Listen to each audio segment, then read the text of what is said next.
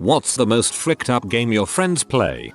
Night beat. Turn all the lights off in the basement and beat the crap out of each other. We stopped playing at one friend's house when he was being relentlessly beaten and kicked a hole through the wall and the power went out. Everybody froze and we could hear his mom coming for the basement, so we all pretended to be asleep. A bunch of middle schoolers asleep at 2 PM on a Saturday. Right.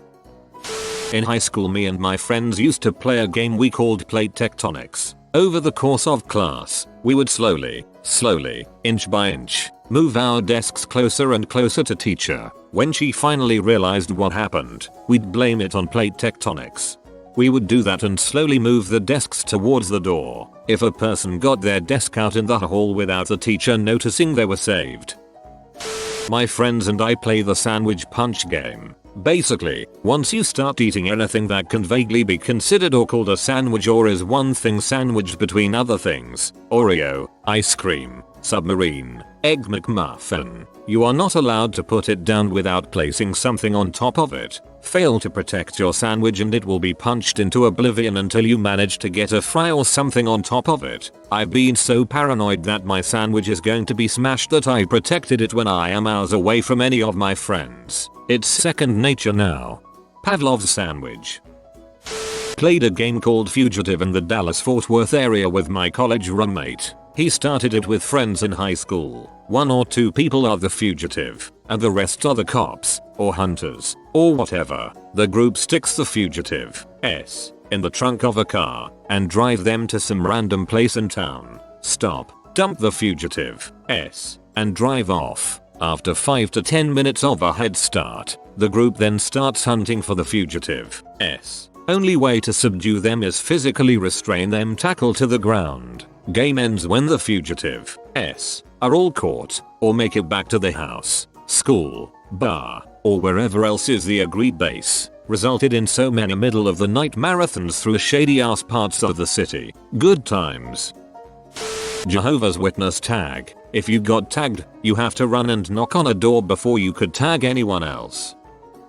In college we played a game called Toast Pocket at parties. It was really simple and no one ever really won, but the object of the game was to make a piece of toast at a party and slip it into someone's pocket. Once the toast was inside the pocket, you would slap the pocket as hard as you could, which destroyed the integrity of the toast and converted it to crumbs. No matter your efforts, you would have toast crumbs in an affected pocket for weeks.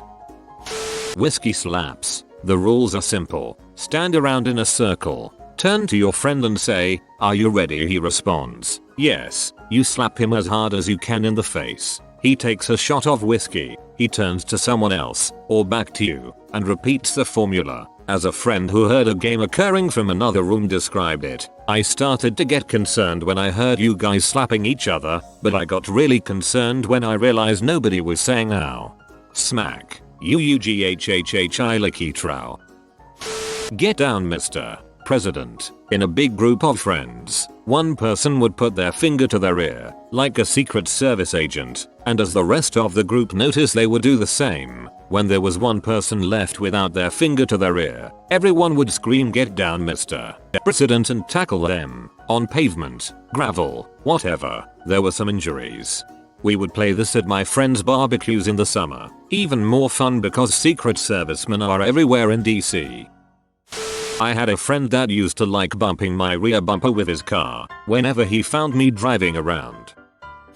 When I was in the Navy we had a game called Danger Nut. You took a long screwdriver and a nice sized nut and slipped it over the end. Then you took a low pressure air hose, 100 sig, and spun the nut until it whistled, spinning very fast. At this point you covered your eyes, groin, or anything else you were concerned about getting hit, and the holder of the screwdriver yells, 1, 2, 3, danger nut, and flings the nut off the screwdriver. Now pretty much everything in the engineering spaces are metal. The walls, floor, equipment, and that nut will ricochet off of a few things before it spins itself to a stop. Never personally witness a bad injury, but I have a friend with a scar running from his wrist to elbow from a danger nut game.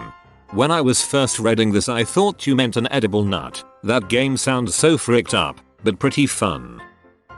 I grew up in a special place with many rednecks and few brain cells. There was a game called Stick which was rather stupid and bloody. There was also one called Circle which is a drinking game but not the one with cards. Hands down though, the worst was Nail. Here were the rules. You get a pair of pliers, a blowtorch, a large iron steel nail, and a lot of whiskey. 1. Player 1 grabs the nail with the pliers and then heats it until it is red hot with the blowtorch. 2. Player 2 then has take a swig of whiskey or player 1 gets to burn him with the red hot nail. 3. After making his decision and experiencing the consequences, player 2 gets the nail and player 3 must decide. 4. Repeat for all players until out of whiskey. No one ever wins in nail. After a few rounds, people get pretty smashed and start choosing nail instead of drinking. The more you drink, the less you feel, the more you choose nail. I watched 17-year-old high school girls join in this game. There were a lot of people with serious scars and half-dead livers in my hometown. I love how all of your games are just one-word names.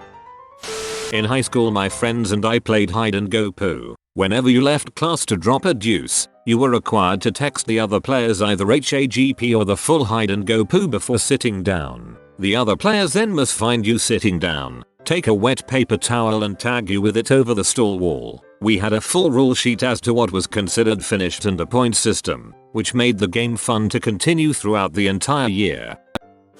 When I was in junior high school, my friend and I would take turns riding a bike or raise a scooter down the largest hill in our development, and then deliberately crash in the most spectacular way we could manage when a car drove by. Scared a lot of soccer moms. Also, I broke my wrist once doing this, while going uphill. Served me right. In high school, a group of friends and I would do what we called T-boning. If someone had their mouth open with a slack jaw, someone else would bash their fist under their chin and cause their teeth to chatter. We wound up assigning point values to the severity of the T-bone and kept a running tally of everyone's score. You got the most points for causing someone to bite their tongue. When I worked at a deli, my co-workers and I had a game we called Repeat to Frick with customers. When a customer ordered something, you had to repeat their order back to them and intentionally screw it up.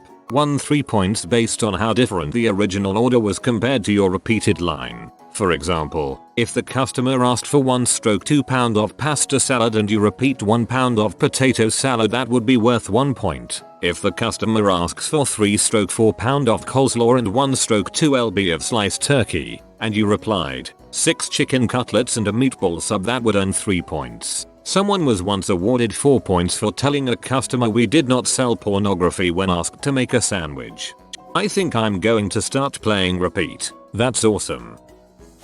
The Worm. We would clear out a large space, typically a living room, and surround it with chairs. It kind of resembled an arena. One person would cover themselves with a blanket, the worm, and thrash around trying to touch the others as they evaded the worm. Once touched, you became the new worm. We broke so much crap. March of the Penguins. Basically the objective is to get someone to say march. The first person then cuts the person who says it off and screams March of the Penguins, and everyone around jumps yelling like they just witnessed the greatest insult in all of history. I can't believe you fell for that, my god, he walked right into it. OHH crap. OHH crap. New players to the game are often left confused as an explanation is never provided, yet they seem to always jump in on the game the next time someone is marched. The game started with one person. It extends to pretty much everyone I see on a regular basis now. My friends and I would get a bunch of bottle rockets, Roman candles, and whatever the frick we could buy. We tore off the stick and twisted a bunch of the wicks together. After doing that to hundreds of bottle rockets, we would set them in a big pile, light it, and then run like heck. Keep in mind we would be shooting Roman candles at each other while bottle rockets are exploding all around us. I don't know if that counts as a game, but it is fun. It's called Don't Catch Fire. Not my friends, but with most of my family that seems pretty fricked up. We have an annual bet that we all place on New Year's Eve. The bet consists of 3 celebrities we each think will die during the new year. We give each celebrity a number of points based on age, habits, and past history that we all agree on. The closer the celebrity is to their birthday when they pass, more points get added on. That is, on birthday 20 points, within a week before 15, within month 10. My mom won last year with Amy Winehouse and Elizabeth Taylor. When I was 13, my best friend and I bought these eye cover things at Bath and Body Works. They were sticky so they didn't come off, so we'd have sleepovers, put them on and just go nuts. We'd tackle each other, run at each other. It was sincerely bizarre. I got a concussion though, so we stopped. First one to die loses. Pro tip, don't play this against competitive people. In high school, my cross-country team used to play a game called Nutball. You'd sit on the ground about 25 feet from your opponent with your legs spread out. You'd take turns lobbing a tennis ball with the intention of hitting your opponent in the nuts. No flinching. Cross-country kids are weird. My friends and I would play this game called Assassin. We would all get Sharpies and meet before school to call the rules. They would change from game to game. Then we would go on with our regular school day, knowing that at any moment a fellow classmate could come up behind you in the hallway or in class to slash a Sharpie across your neck. Once you got the mark, you were out, and this would go on until the end of the school day, where the last ones would be declared the winners. That doesn't sound fricked up, but like a lot of fun. The game is called Hammer and it involves the prerequisite consumption of booze and a hammer. Simple. Drink. Play catch with a hammer. This can also be ported to other objects, such as wrench or mallet. Not too fricked up, but a pretty fun game. Basically the objective is to get your balls out when a photo is being taken. It's called Sneaky Nuts. Another variation is dong or ball. You get either your dong or ball in your fly and people have to guess which it is. We used to play butt plug. Basically you got in an order and took turns throwing a tennis ball at a wall within a certain area. If the ball was thrown outside the area, the ball stopped rolling before you picked it up for your turn, or you fumbled it, you had to sprint and touch the wall before the next person in line could hit the wall. If you didn't make it in time, you had to bend over in front of the wall and the next person got to throw the tennis ball at your ass. I made a kid cry one time. That game was fast paced and awesome. I love that game. We just called it wall ball though.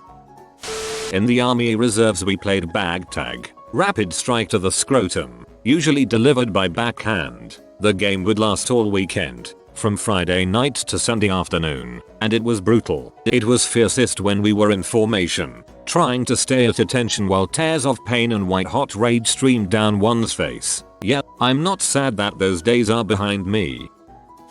My friend's game. When they're at one another's houses, they'll often say goodbye by grinning and saying sneaky poo. This means that they've pooped in a container and hidden it somewhere in the house. My old English teacher told me about how he would take some Pringles out of the can, poop in it, then put the Pringles back, then put it in the room of people he didn't like. Rock, paper, balls. Basically there are two blindfolded participants and a judge. The blindfolded people will play a game of rock, paper, scissors, and without knowing who is the winner, the judge will hesitate slightly before punching the loser of the match square in the balls. The hesitation is nerve-wracking. This game only comes out at the end of most parties, usually.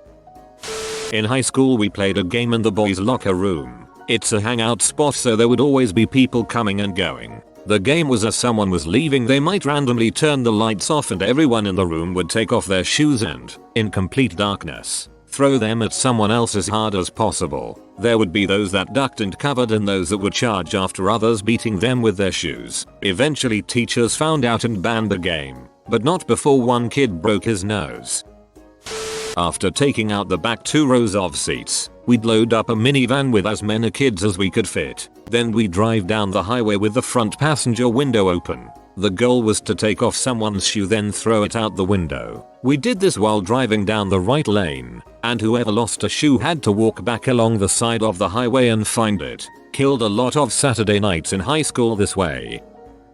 In college we played a game called Fireball, in which we soaked a tennis ball in rubbing alcohol, then set it on fire and tossed it around. The object is really just to avoid catching your clothes on fire. When you miss a catch or the fireball goes out, you are responsible for soaking and relighting the ball. Also, you don't want to be the first to catch the fireball after it has just been lit, because the flaming alcohol can splash on your hand, clothes, face and catch you on fire. Finally, this is a drinking game, so you have to use one hand for fireballing and the other to hold your drink. Good times, minor burns. You have been visited by the doggo of Wi-Fi. Upvote in 3.1459268 seconds to receive a secure connection. If you are new to the channel, you can subscribe. I publish new videos every day. Until then, check another video. Or don't. Either way, have a great day you magnificent people.